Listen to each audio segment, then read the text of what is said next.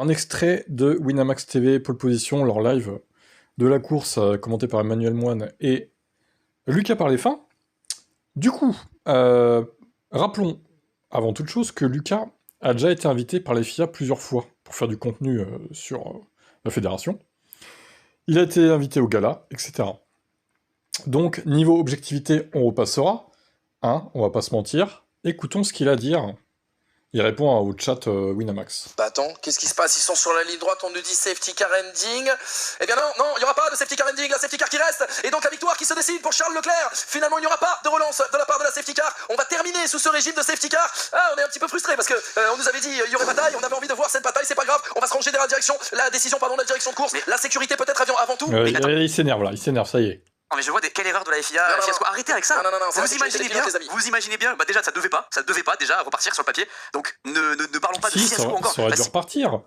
Bien sûr que si, quand les voitures ont commencé à se dédoubler, au pire, bon bah elles font le tour, elles seraient pas revenues derrière tout le monde, certes, mais elles auraient été dans leur tour. Et on aurait pu relancer les leaders, parce qu'il n'y aurait eu aucune voiture en retardataire entre les leaders. Donc pour moi, ça aurait pu repartir pour un tour. Ils l'ont pas lancé, c'est qu'ils n'ont pas pu leur objectif. Vous savez bien que l'objectif de Formula 1, qui n'est pas celui de la FIA d'ailleurs, est de relancer. Si jamais on a dit safety car ending, ça veut dire qu'on a imaginé qu'on pouvait le faire et qu'au final il y a quelque chose qui a fait qu'on n'a pas pu le faire. Donc je comprends qu'on ait envie de voir la course, nous aussi on avait envie de voir la course. S'ils n'ont pas pu le faire, c'est qu'ils ne pouvaient pas le faire. Il faut arrêter de. Oh là là, la défense de la FIA. Oh là là, Lucas, il faut pas froisser la FIA pour pas être invité après, hein, surtout. Hein. Oh là là. De non-stop parler de Fiasco, etc. Et FIA, non, arrêtez avec ça. Voilà, c'est une entité qui fait son maximum pour qu'on ait le plus de racing. Bon là, on a pas. C'est une entité qui fait le maximum pour qu'on ait plus de racing. Le bullshit. Oui, parce qu'il nous manquait un tour, c'est tout. Enfin, exactement. Et à ce moment-là, crier sur Max Verstappen parce qu'il est sorti un tour trop tard, quoi. Exactement, et n'oubliez jamais que. Ouais, d'ailleurs, on va crier sur Max. Non, il s'est craché, c'est bon, c'est déjà pas mal. La décision de garder la safety car pour ce dernier tour, c'est une décision qui est motivée par des arguments de sécurité. Évidemment. On voit notamment que Bottas, Perez, Stroll n'avaient pas rejoint le peloton des pilotes. C'est tout, c'est comme ça, c'est le sort. Il leur a manqué peut-être 1 ou 2 tours pour justement avoir ce finish de folie. Oui, bon, allez, bref. Voilà, donc. Pas objectif, le Lucas. Voilà. Je l'aime bien, hein, pourtant, je regarde ce qu'il fait, mais. Envers la FIA, il y a un biais. Il y a un biais, il est pro-FIA. Voilà. C'est comme ça.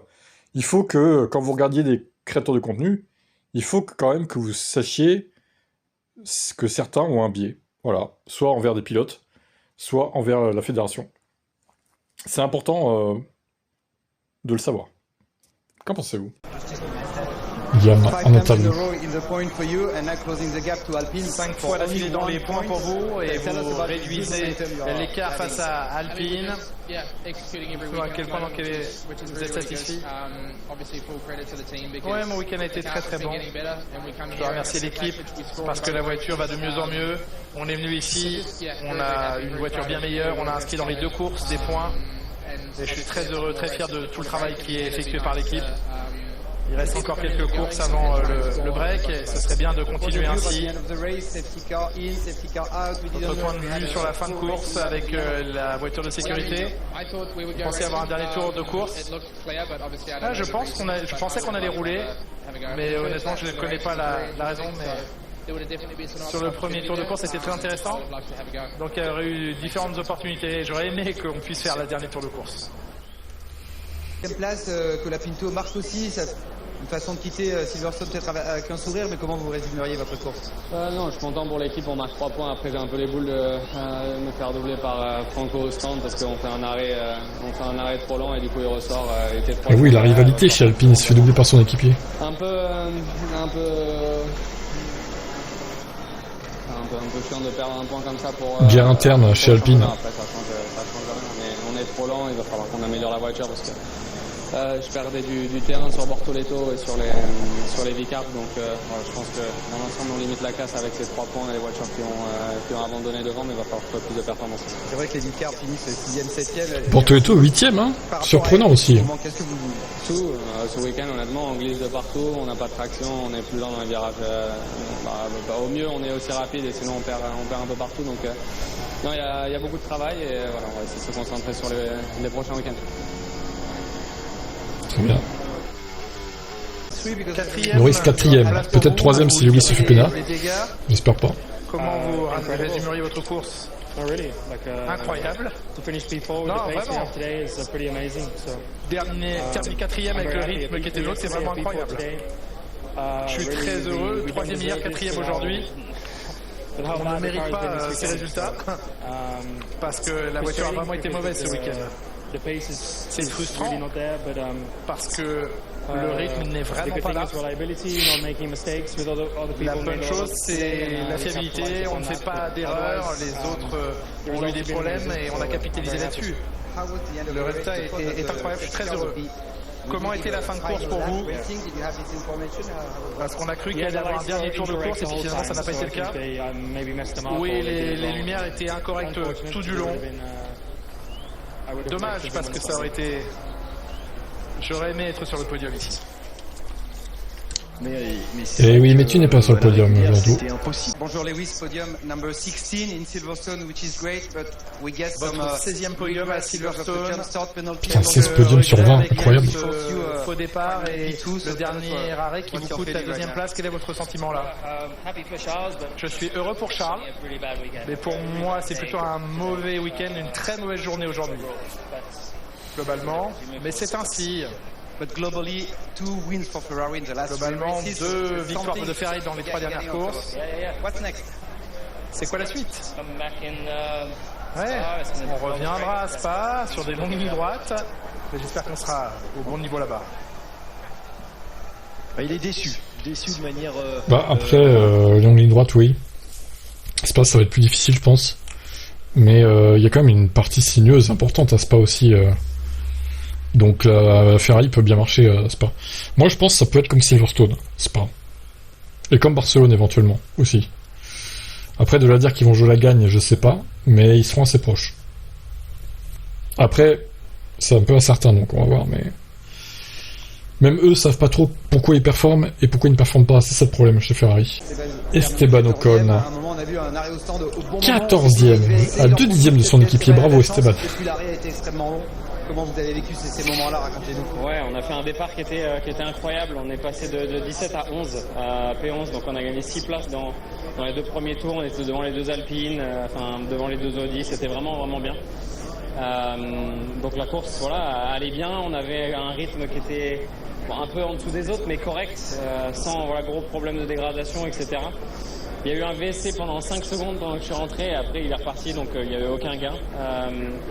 Et puis oui, on a eu un problème avec cette roue arrière droite, donc on a eu un pit stop qui était à plus de 10 secondes, je crois. 16 secondes, donc ouais, on perd énormément là-dessus et voilà, du coup on se retrouve avec des pneus plus vieux que les autres autour. Voilà, pas où on devrait être, mais bon, ça nous aurait pas... on n'aurait pas eu assez de vitesse de toute façon pour marquer des points, mais on aurait pu faire un petit peu mieux. Donc voilà, on maximise pas, mais en tout cas la voiture était beaucoup mieux. Je pense que l'équipe a fait un bon boulot avec ça ce week-end. Plutôt content pour ça, donc voilà, j'espère qu'à Spa on pourra continuer d'avoir une voiture saine et de continuer de s'exprimer avec une voiture correcte. Merci, vous avez tout dit, merci. Voiture correcte, je sais pas si on peut appeler ça une voiture correcte là, c'est quand même. Des évolutions sur la... Pas foufou, hein. L'abandon de Verstappen, que s'est-il passé? Il parle de l'aileron encore. Écoutez, il a raison, on a eu un problème sur l'aileron arrière pour Max, donc effectivement une situation difficile. C'est jamais plaisant d'envoyer votre pilote dans le bac à gravier. Donc ce qui est important, c'est qu'il soit sain et sauf d'abord. Et ensuite, oui.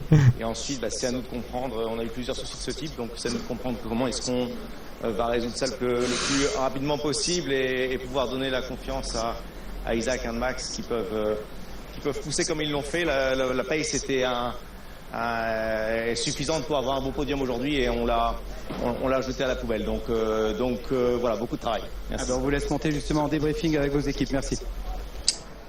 Ouais, il est gêné là, Mickey, ça. Dupin, il l'a vraiment là, il sait que... Ouais. Regardez les pilotes qui arrivent là, Adjar et Verstappen qui vont débriefer cette course. Le docteur Febro a un complément d'information concernant les ailerons. Je fais pas de complément d'information, mais s'il fallait opérer autour de cette zone, il faut quand même rappeler que ces ailerons qui se retournent, qu'on a baptisé Macarena chez Ferrari, sont pas des pièces simples à apporter. Souvenez-vous de Ferrari. Ça va être dur à corriger, c'est ça qu'il veut dire. D'abord, dans un premier temps, tester la pièce, puis retirer avant de la faire progresser à l'usine de Maranello et de l'introduire définitivement, parce que la vitesse de rotation n'était pas exactement ce que souhaitait la Scuderia. Peut-être que le raccrochement du flux d'air ne se faisait pas de manière optimale. Red Bull est arrivé arrivé tambour battant à Miami avec cette énorme bouche que crée l'ouverture, mais avec les problèmes que l'on connaît maintenant sur 2 Grands Prix consécutifs. McLaren qui devait utiliser cette pièce ne l'utilise pour l'instant finalement pas. Donc vous voyez à quel point cette pièce et cette Ils sont prudents. Ferrari, il n'y a pas de problème avec pourtant. Un avantage certain et pas uniquement sur la vitesse de pointe, c'est même plus sur d'autres éléments que cet aileron qui se retourne apporte des choses, mais encore faut-il être sûr qu'il fonctionne bien. Et aujourd'hui, à 2 reprises, en Autriche et ce dimanche ici à Silverstone, eh bien Red Bull a perdu gros avec cet aileron qui se met la tête à l'envers, mais ça met aussi le pilote dans le bac à gravier la tête à l'envers.